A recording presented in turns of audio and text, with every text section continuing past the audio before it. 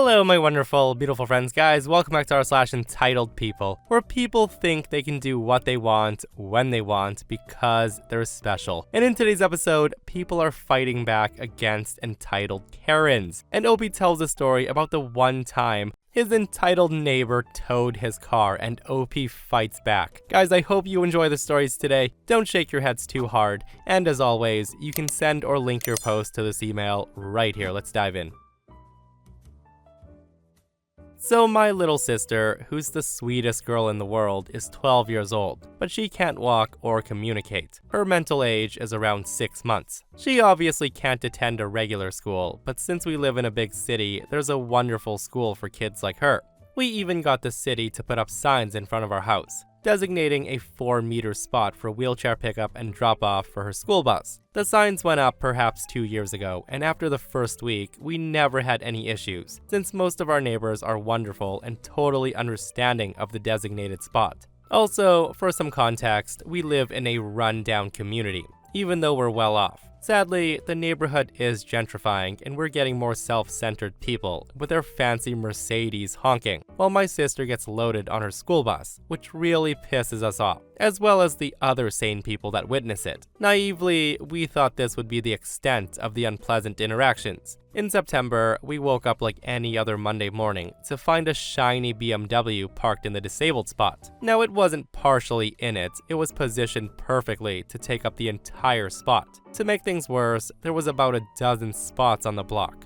We were baffled. We had seen this car many times since last July, and it was definitely the same car since there's not many burgundy sports cars in the neighborhood. It was usually parked down about 20 meters south on the street, so we knew it belonged to a neighbor a few doors down. We did all the basics in this type of situation. We took a picture, took the license plate down, and called the police to report it. The cops came by within the hour and they wrote a big fat ticket. I believe it was for $700, but don't quote me on it. Anyways, it was a significant amount. So at around noon, this smug, angry guy comes knocking on my door. It was obvious he was the owner of the car, so I made a quick decision to record the conversation, or the screaming match, on my phone. I opened the door, and before I could say anything, the guy just lays into me. The guy's in his mid-40s, maybe early 50s. He accuses me of all things, ranging from putting up those signs this morning, to framing him, to being racist. He then goes on to say that disabled spots shouldn't even be a thing, that it's always empty, and that nobody uses those stupid spots anyways. And this is where it gets good. The guy then screams in my face that we should pay for his ticket, that it's not even an inconvenience since the spot next to his was free, and my sister could have got on the bus from there, blah blah blah. Once he finished, I said okay, and then shut the door in his furious face. The guy rang the doorbell another 5 times before storming off. To my satisfaction, the recording caught everything fairly clearly. In the evening, I told my parents what happened, and I gave my dad a copy of the recording. And here's the thing, we have a pretty tight-knit community for the most part, and there was a neighborhood Facebook group with around 3,000 members. So my dad decides to post a summary of what happened, along with the recording and a picture of the car in our parking spot on the page. There was immediate uproar, with people saying that they would fight back or whatever, and we were humbled by feeling that our community was standing up for us, but we didn't think anything would come of it. The next day, I leave the house to go to school, and I walk by the guy's car, which is back in his normal spot, and I noticed that the front tire was deflated. Upon closer inspection, the tire was slashed.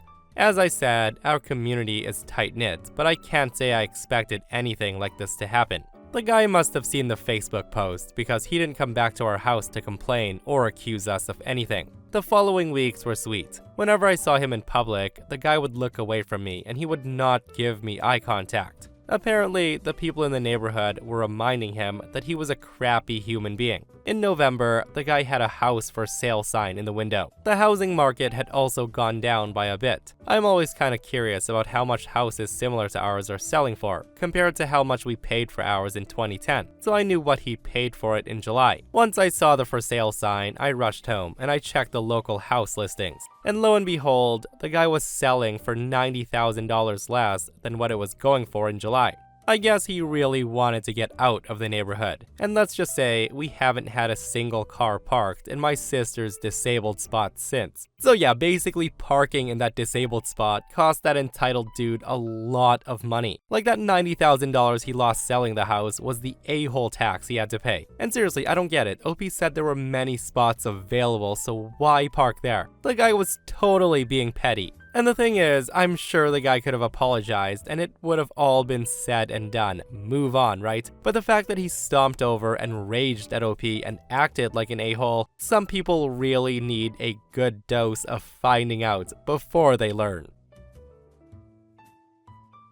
Okay, so let me start by saying never purchase a house in an HOA. It's a complete mess that should be regulated and illegal. If I knew about HOAs when I bought my first home, I never would have purchased my first home in one. With that said, here's the story. So me and my wife purchased our first home when we were 24 and 25. We spent months looking at houses and areas, and we tried to find a forever home in a good district for future kids, etc. We finally found the perfect one at a decent price. At first, everything was great. It was a super nice neighborhood and we had decent neighbors. A few months after buying the house, we rented an RV to go on a trip, and we parked it in the driveway for the 3 days leading up to the trip, to pack it and for me to learn how half the things in it worked. Well, this is when we learned that HOAs are absolutely crazy, and our entitled neighbor was on the board of the local HOA. Within the hour of the RV being there, the guy got home and he storms over demanding we remove it from his neighborhood, or he would have it towed and fine us for every hour it was there.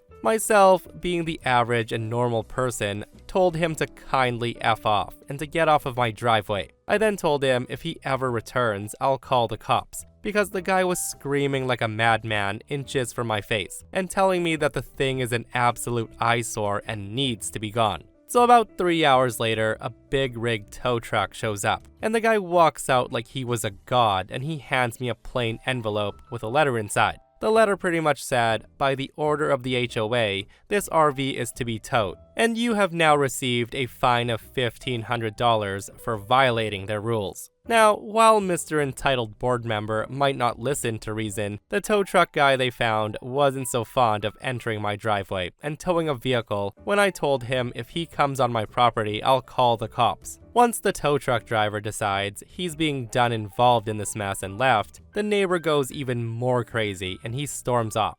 I then call my friend to get his dad's number because he's an attorney, to ask him about this insane letter and fine I just received, and to ask him some legal advice. After speaking to his father, he told me to come down and write him a $500 check and bring along all the papers I received when purchasing the home and the current letter I just received. The next day, he had a very friendly letter sent to my neighbor and the HOA board, basically telling my neighbor to go F himself in legal terms and to leave us and our property alone. I then continued to receive fines of $1,500 a day in plain envelopes stuffed into my mailbox. I just turned it over to my friend's father, and each time he sent another set of letters, I contacted USPS to report the incident. It turns out putting mail into people's mailboxes is a crime. Who knew? Well, we decided to go on the long week trip across the state and mildly forget about it all. I was kind of upset I had to spend $500 to have an attorney send letters, but hey, that's what they do.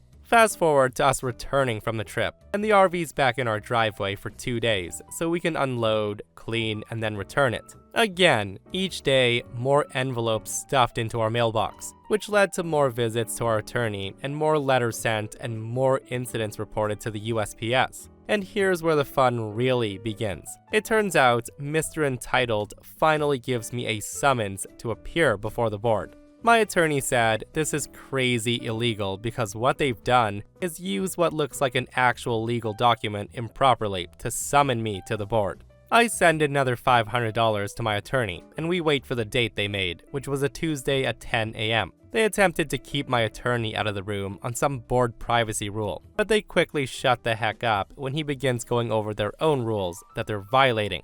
Deep in this HOA book are some very nicely worded rules and stuff outlining what makes board members ineligible, and how they can't serve if they committed certain infractions. Well, guess what Mr. Crazy Neighbor has done? He's committed several infractions, all documented. Also, the cherry on top is that if 51% of the HOA members vote to dissolve the HOA, it all goes away. Well, it happens that my wife worked part-time from home during this mess, and she had all the free time in the world to begin a disband the HOA campaign. Over the course of the next 2 months, she went around and she really began to get to know our neighborhood really well. It turns out a lot of people dislike the HOA and the power-hungry seniors who act like dictators that ran it. The HOA attempted to stall everything by holding no meetings, which was another HOA violation, and began their own campaign. They tried to change the HOA rules to keep from being ousted, and they sent off a fairly racist flyer and letter to everybody, explaining the dangers of not having an HOA.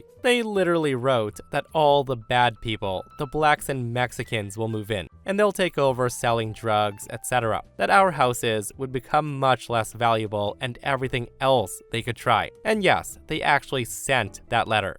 It turns out it's extremely fun to use someone's own rules against them. The neighborhood even started a fund that paid us back what it cost to get the attorney started and the continued costs he had. A few weeks after their failed fear campaign and being forced to hold a meeting, a vote was called by using their own rules. The HOA was no more, and all the remaining funds were to be dispersed back to the homeowners and the members equally. This never happened though. It turns out the HOA used all their funds in the course of the last 2 months. About half the former board members sold their homes and moved, including Mr. Entitled Neighbor. I've spent 3 hours trying to find old news articles because it was reported on, mostly due to the racist letters by the HOA, but it was too long ago to find anything.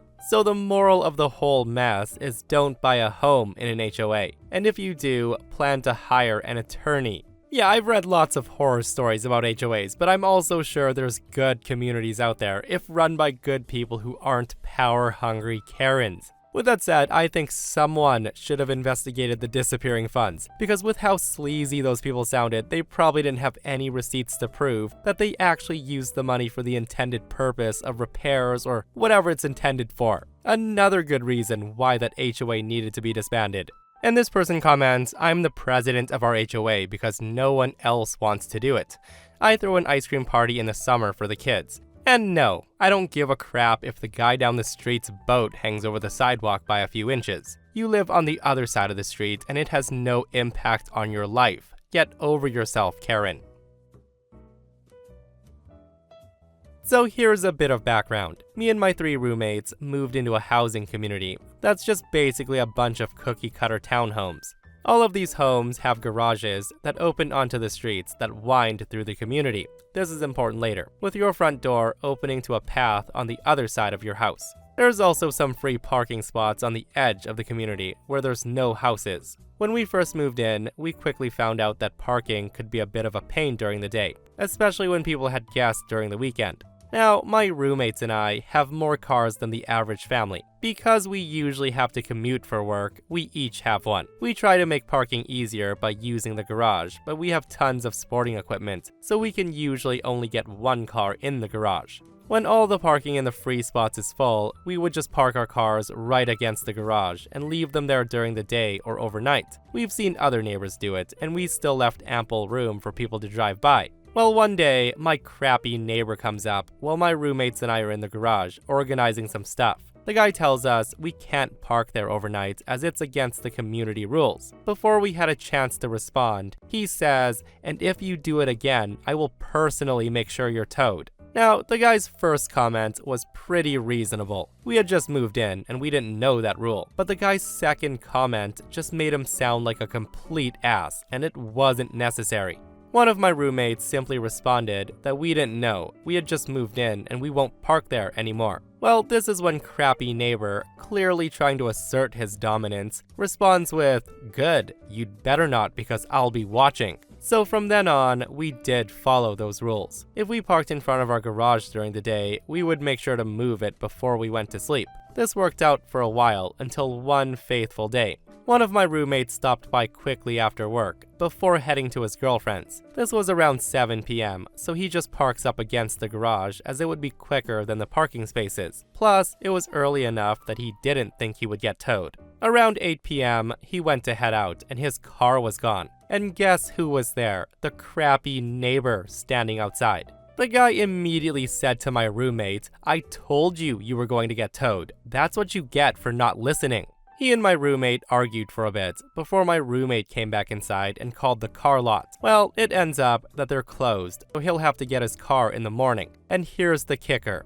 They're gonna charge him an overnight fee. All in all, it comes out to $500, which isn't a small amount of money for us. This neighbor's been an ass to us ever since we moved in, and even though it wasn't my car that he towed, I took this personally. To make sure we didn't get towed again, we decided to read the rules. And lo and behold, we found out that the street in front of the garage is actually considered a fire lane. That means no one is supposed to park there at any point during the day. So with this, we decide to teach him a lesson. Since I work from home and my desk is conveniently looking out to the street between the houses, this means I can clearly see my crappy neighbor's garage. I start to take notice of when he parks his car in front of his garage. For about 2 weeks, I noticed that he would come home around 1 p.m. and he would leave again at 2 p.m.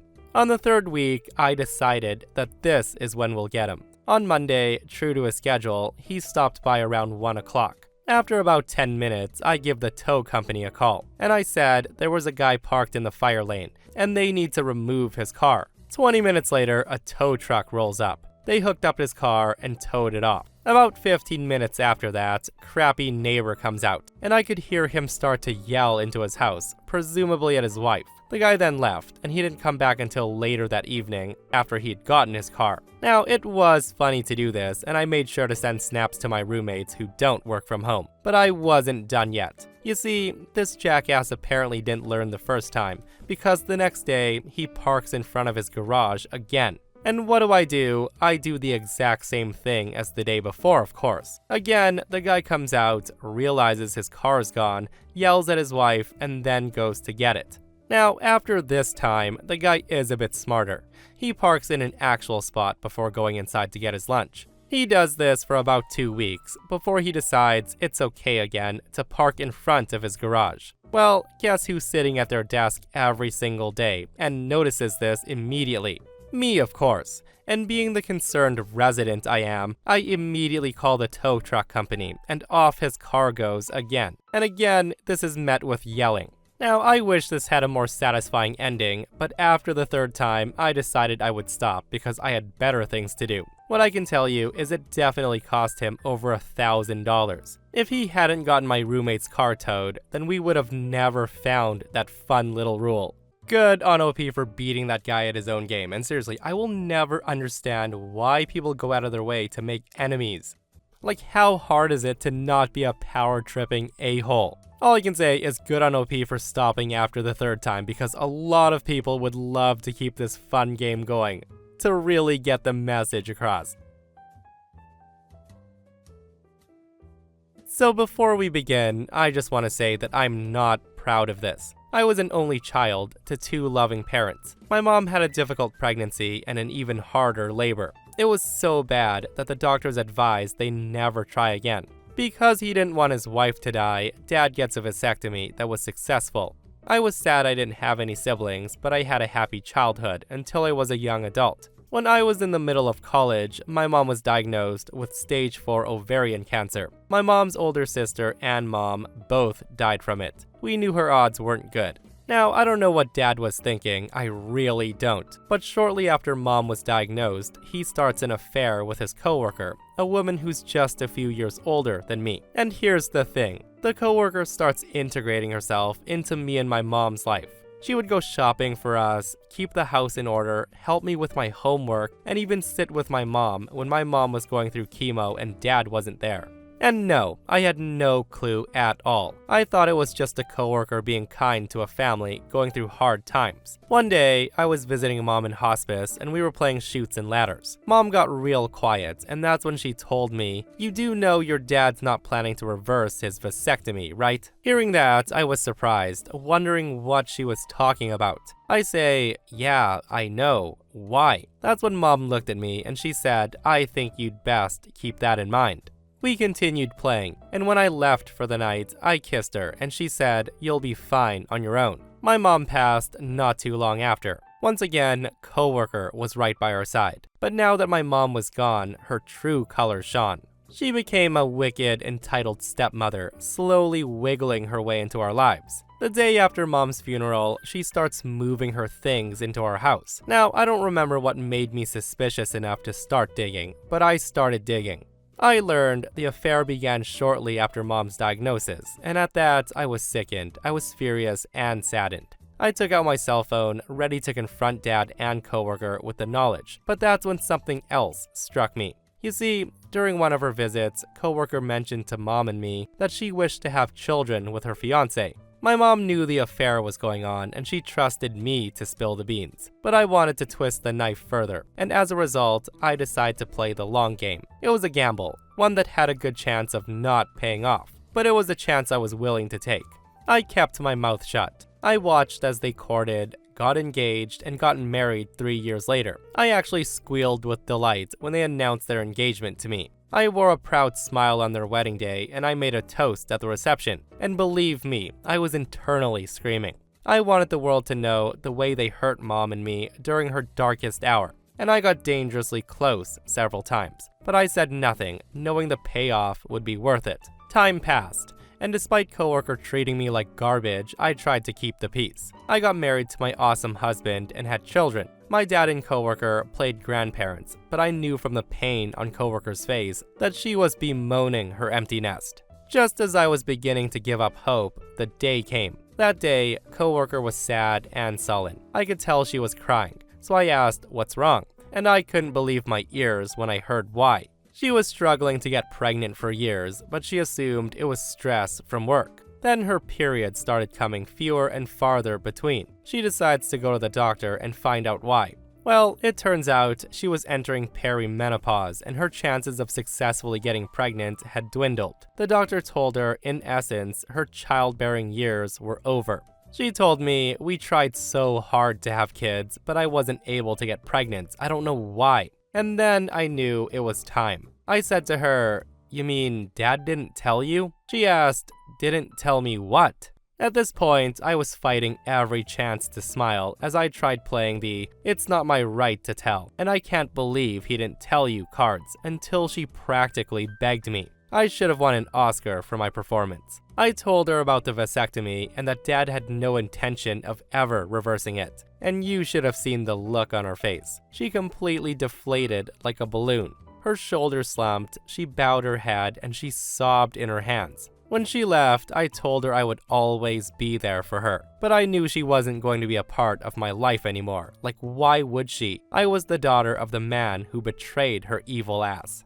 And this was the last time I saw or talked to her. A few weeks later, Dad calls me in a fury. Coworker had packed her bags and left, slapping him with divorce papers. She yelled at him for not being honest with her that he had a vasectomy, that he knew she wanted kids and that she had wasted all of her childbearing years, and that he had left it to me to tell her. He then said, "How could you do this to us? We loved you." I just responded, "You and Mom did a good job teaching me how to keep secrets." After I said that, I hung up, and that was it. I never spoke to him again either. The last I heard, he and coworker were divorced, and everyone shunned him for keeping his secret. And I know, what I did was cruel. It was horrible. I should have done what Mom wanted and spilled the beans beforehand, instead of wasting coworker's youth and childbearing years. Even if she could adopt now, she'd probably die before her children were fully grown. With that said, it's hard to have compassion and mercy for a woman who wiggled herself into my dying mom's life as she was sleeping with Mom's husband. The audacity of that woman. What a freaking wild story right there, guys. And I know that Opie says that what they did was horrible and that they feel like the bad guy in this, but honestly, Opie has nothing to do with that personal stuff. It was Dad's responsibility to tell his wife. And this is what both of them have to live with in the end. With that said, the entitlement. Like, this idiot kept his vasectomy a secret for decades and then had the nerve to blame his daughter. Let me know what you guys think. And that, my friends, brings us to another end of r/entitled people. Guys, I hope you enjoyed today's stories. If you did, hit that thumbs up. And if you're not subscribed, consider subscribing so you don't miss these crazy, crazy stories. And if you missed the last episode on the channel, it's an r/malicious compliance episode, where a smug Karen demands OP obey her son's orders, and he trashes her house. It's such a wild story, so go check it out if you haven't. And myself and Stevie Boy will see you guys in the next one. We love you.